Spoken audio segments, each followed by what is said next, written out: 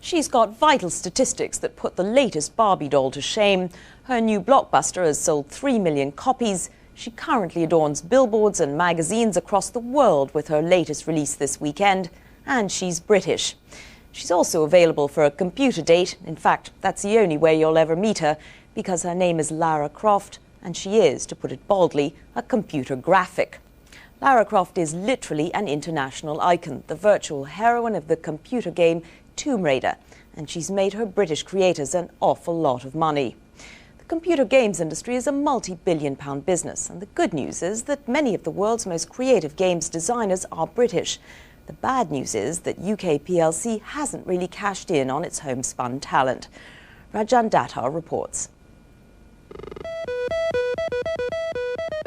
In the beginning, there was this.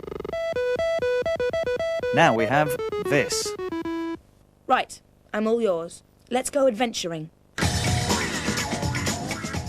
It may look like animation, but this is Lara Croft, the high-tech heroine that you control in the computer game Tomb Raider 2.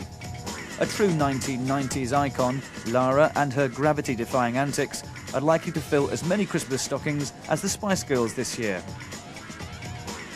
The game is a sequel to last year's bestseller for personal computers and game consoles, and is the latest in a long line of hits produced in Britain, a success story dubbed Britsoft.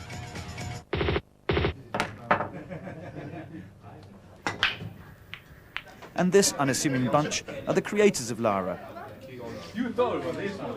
Their regular routine sees them unwind after a hard day's programming with a game of something more traditional. With their development company Core Design, they lead the Britsoft pack, British programmers responsible for a third of all games sold worldwide.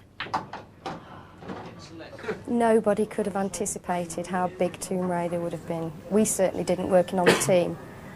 Basically, we came in, did a job, 9 to 5, and the extra hours to actually get the game out. It's really good, simply because of the media coverage of Lara.